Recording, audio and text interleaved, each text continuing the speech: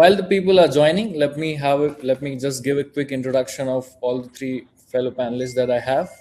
We have Prashant Sirohi, sir. I think it would be injustice if I talk about inception of Threatcop and not talk about Regent hand in hand, because the initial few customers actually, Prashant sir has helped us a lot, and the story is very old and still continuing.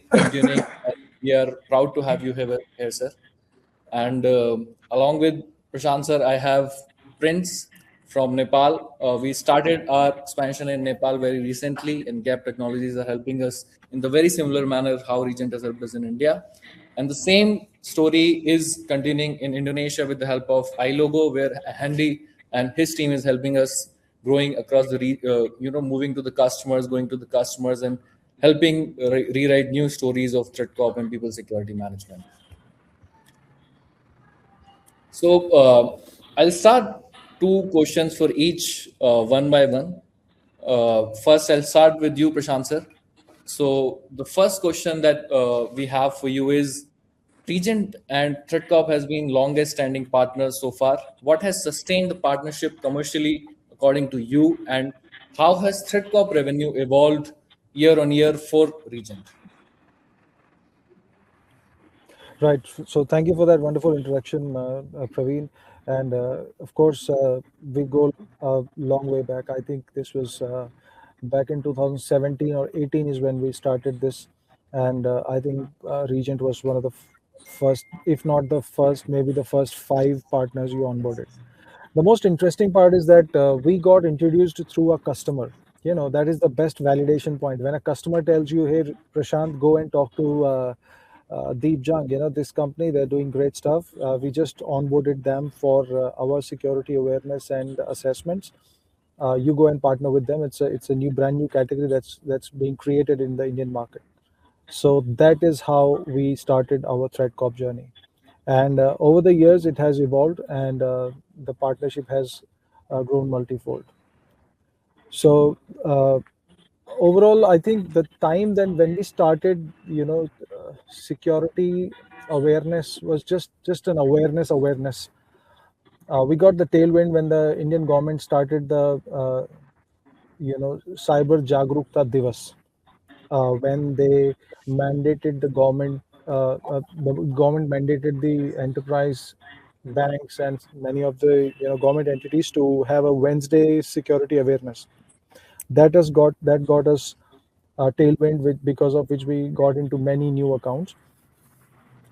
However, all in all, the partnership has been great so far. Because the user count increases, the licensing is based on users. It grew every year because of expansion of the users, upsell. You got new products. I remember this one meeting where the customer said, if there is a phishing email, and of course we want to train our employees, but what if there is a genuine phishing email? Why not the employee alerts the administrator about that phishing email so that everybody is saved? And you guys worked on it, and I think it was just within a few weeks you had that product out. So when you do such things, there are upsell opportunities, and then of course referrals. This is the way we grew our customer base and our revenue. It became better every year with every renewal and every referral. Thank you, sir. Great insights, and of course, as you mentioned, that flexibility in supporting the customer has to be the key when we are going into the market, and that's where not only Threatcop but Regent has also supported us. I don't even have the count in the number of customers we are working together and being renewed every year, and the amount and the account size is getting bigger and bigger because of the new offerings that we keep adding on, right? So thank you so much for that. Yes. Must be more than 75, I think. Yes, absolutely. It could be. It could be. So I have the next question, which is specific to any enterprise account that we have worked. Walk us through a specific enterprise deal that Regent closed, how you got in front of the right person, what made Threatcop the chosen solution according to you for the customers where you were already talking about this? So clearly remember this large enterprise. They're into pharmaceutical, a large pharma company of India, listed on the Indian Stock Exchange and the New York Stock Exchange. And at that time, they had like more than 35,000 employees. And we reached to the CISO and talked about what are you doing for user awareness, and what are you talking about? How do you gauge it? How do you track your progress? Because you have such a large employee base. And that conversation grew, and uh, they they wanted to first do, of course, a POC. That's how we started. And the turning point came when the leadership team saw the department-wise phishing susceptibility data. And suddenly, this was not an IT tool. It became a tool that was helping the organization track their progress of their employees. So the CISO was able to demonstrate to the board that with this tool, we are tracking the progress of the awareness of our employees. And we were able to close it like in a 3 to 4 months duration. It took some time because this was the first time they were doing it.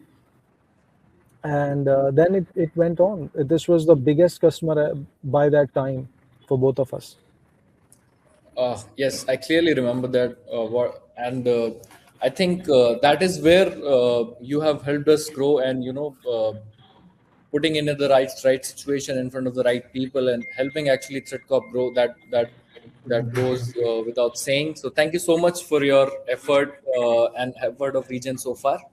Coming to Prince Dai, I have next question for Okay. you. So Gap Technologies opened Nepal as a Threatcop market almost from scratch now, and you are taking, basically you are Threatcop in Nepal. What I can officially say, right? Help us understand the initial days. I remember working with you. We really enjoyed the feedbacks that we have from you and how much effort you're putting. Help us understand what was the initial days look like to you, and how Threatcop is actually helping you as well. Sure. Thanks, Praveen. And thanks to the Threatcop team for inviting me today. So I think for all of you joining from many other parts of the world, I just want to say that Nepal is a country I'm sure everybody knows, eight of the 10 tallest mountains. And until recently, it's fascinating that when we entered this market, we were entering boardrooms that never had cybersecurity discussions on the agenda. Now, this was the market, Praveen, we walked into 3 years ago, right? Because, we've been in this awareness space for quite some time. Yeah. And it's amazing that we as a nation, we have about, let's say, 30 million population, 16.5 million internet users, 23 million mobile banking users, and the government is pushing digitization very hard. And the digital service is expanding also very, very fast. And cybercrime complaints, just to give you a little snapshot on Nepal, because there are a lot of people here today, we had 2,300 cases in 2019, and in 24 we had 20,000 cases, right? So in a span of 5 years, we had about 800% increase in cyber cases in Nepal. So, uh, in recent years, the attack surface has been growing fast, and the discussion of human vulnerability was non existent, right, since Gap entered the market. So, we decided to build a company with cybersecurity advocacy at its core. We didn't just want to talk about sales. So, from day one, we made a deliberate choice. Uh, Before we could sell anything, we had to change what leadership was even thinking about. And I think today these leadership discussions were well addressed, and it was resonating. Quite a lot of things were resonating with what we've done and have been doing. So what we did was we ran C-suite sessions across the country, structured boardroom conversations with the highest levels like chairmen, CEOs, MDs, founders, etc. No PowerPoints. We kept it real conversations about risk, regulatory exposures, and what the human element could cost an organization, right? Which nobody was really addressing in Nepal, because the digitization is happening, but the risks were being left behind. So we did this tirelessly across banking and manufacturing, FMCG, law enforcement, national security, I mean, government-led institutions, and even the SMEs. So what we realized over the years is things began to shift through the advocacy, and we generally believe that ethics and credibility are not values that you just put on a website, right? This became our commercial strategy. So we said that if we build trust, if we do things right, if we win the credibility this industry demands, then the money follows. So, with that belief, it led us to do something most people called an uncalculated risk again. So, under the country's leadership, we co-led a nationwide free cybersecurity scholarship program. We invested a few $1 million there. Most looked at that and said, "That's bold. That's crazy." But it's amazing that from day one we were able to build some institutional trust, and it worked for us. Uh, and Now, we worked with many companies like right, before Threatcop, but we made the switch to Threatcop, right? And two real reasons why Threatcop. Uh, because the product is generally outstanding, we have been with certain solutions. The depth of the PSN platform, the simulations, the rich contents, the language customization somebody talked about, of course, the capability through the AI labs, and the risk scoring metrics, the reporting, and the exceptional value adds from your TD mark, your TPIR modules. I think. Uh, I mean, there's so much clear visibility on your data residency and the privacy part, which in Nepal is very, very important, and which seem to be a very strong driving factor with the regulated companies. And of course, you guys also have the Gartner ratings. So it was a perfect fit for our market. And secondly, I think the Threatcop team, the responsive, collaborative, and the invested in partner success that we found, right, from your side, that was amazing. So as it's like you said, it's been a few months now that we partnered, right? And the groundwork, the advocacy, the C-suite sessions, the scholarship programs, which took us 3 odd years. Uh, I think it's great that we were able to onboard Threatcop and walk into a market that we spent years preparing and is now kind of ready to reap, right? So that is how I think we opened the market, and there's been no looking back since. We are really excited, and I think Threatcop's target and sales pipeline, if you ask me, in Nepal now is spanning virtually every major segment. Our teams are working on the ground. BFSI, your national security, schools, governments. So I think it's being built tirelessly with precision, with speed, and I think that's how we're trying to do it to the best of our abilities. Yes, Praveen. Great. I think I must thank Gap Technologies to help us so much in this specific region. And you mentioned one point very specifically that cybersecurity is not is yet to be a board level discussion as of now, right? Then when within cybersecurity, when we talk about cybersecurity trainings, I'm sure if the cybersecurity itself as a technology is struggling to be there in the discussions, awareness trainings also takes a big back place, right? So, what is the opening line that gets a decision maker to listen, and what kind of objections actually kills you when it comes from customers? If you could give us some insights on that. Yeah, I think my thoughts on that, Praveen, is I think the hardest thing about selling cybersecurity awareness in Nepal, I'll talk about my geography. I don't think it's ignorance. One thing I've faced is, majorly that I've faced is it's really good to have. We really want to adopt this. I think that is the line. But then when it moves forward, then, we don't want to spend or we don't have the budgets. Was something I've been hit very hard multiple times when we moved on in our initial days, right? But then we decided to make a few changes. First, we changed the opening entirely, how we approach, right? We trained our teams. We stopped saying we provide cybersecurity awareness trainings. We realized, like, uh, we rather changed the narrative, and we said that, you have employees who are making decisions every single day, you know, that could undo everything that you've built because they're making mistakes. So we need that 20 minutes of your time, right? Not asking for a 1 hour session. So what happened is that got us meetings, and of course through the C-suite sessions, and we took that one giant step where we got very close to having a closure. And secondly, we stopped going to the IT and the ISO departments, right? Because we realized that these guys know the problem, they live it every day, of course. But in Nepal's business environment, we felt they do not control the budget and the buying decisions, right? So I think a lot of gentlemen earlier also mentioned this. So what we did is uh, we rather went to people like the chairman, like the C-suites, and the public-facing entities. So we reframed this as a governance and a reputational risk conversation, right? Not a technical one. The entire dynamic changed. Because see, leaderships, we realize that leaderships understand risk. They just need to be explained in their own language, because technical things don't work with the leadership in Nepal, at least. Yeah, so that's how we took it. And then the other thing that helped us move the needle in the commercial terms was we stopped positioning Threatcop as a standalone product.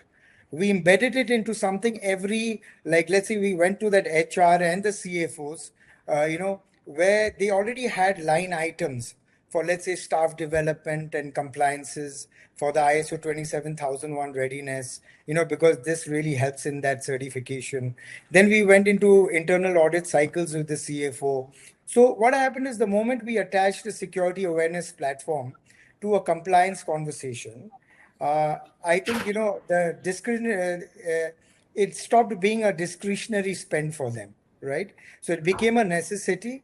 And what we went on doing is, we added to Threatcop, we added bonus bundlings of dark web monitoring, brand protection, vulnerability scans, continuous learning licenses for the ISO teams, 24 by 7 supports, right, etc., etc. And that was an icing on the cake, I think, for our customers.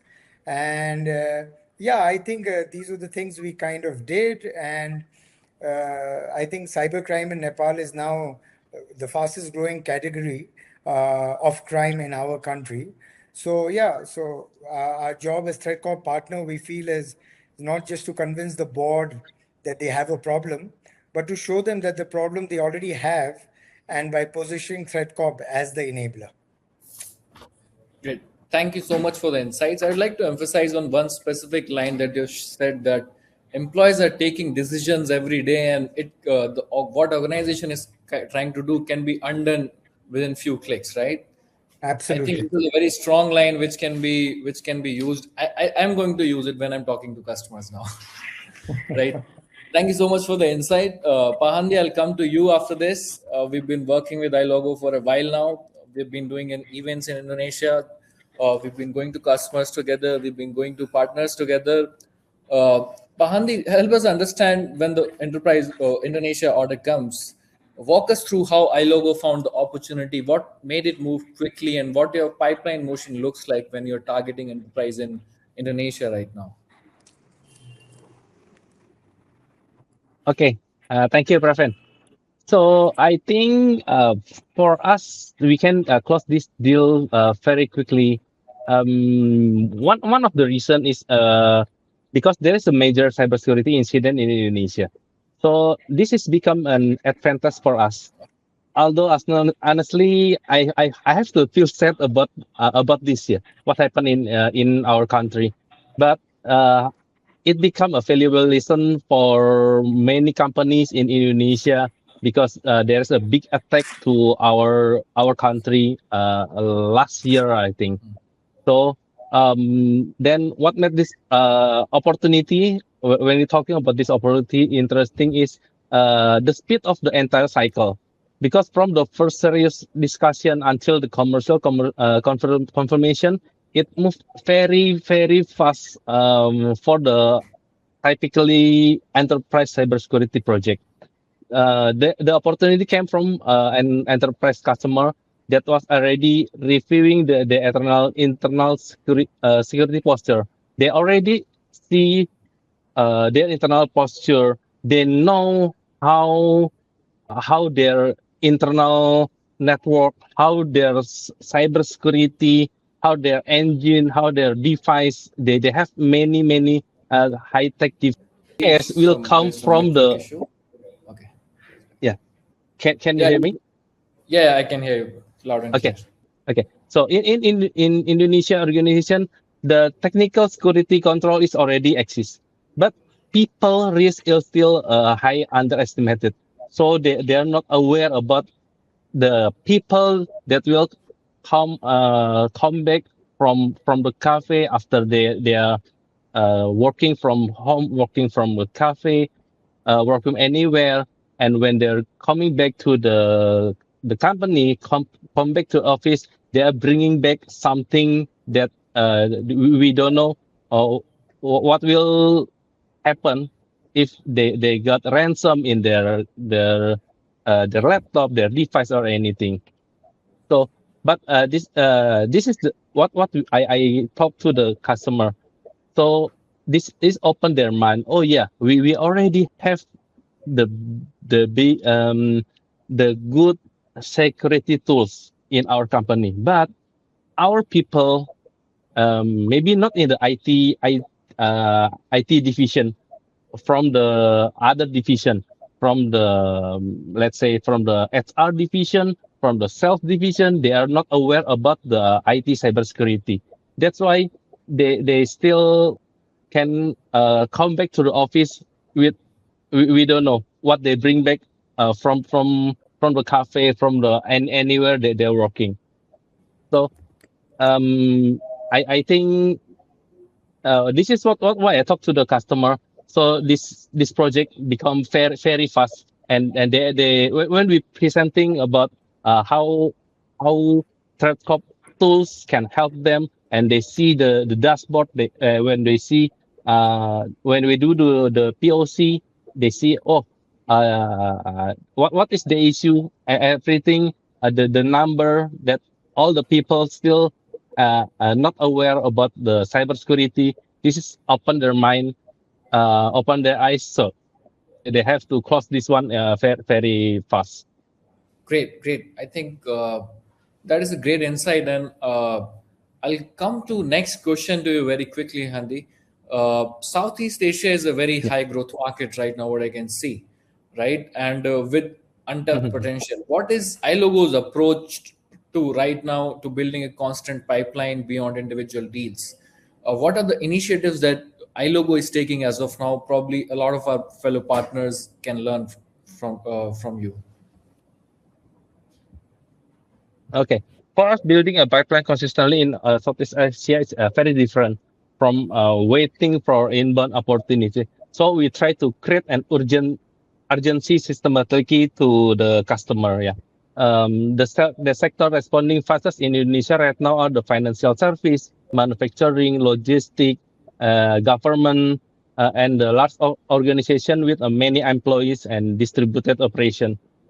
In this environment, phishing and human risk exposure are much higher, I think. So this is the good company that we can start with. So our approach is heavily trigger based. We monitor phishing incident, ransomware news, compliance cycle, leadership change, and expansion activities. This moment create the best timing for conversation because cybersecurity become a business priority right now.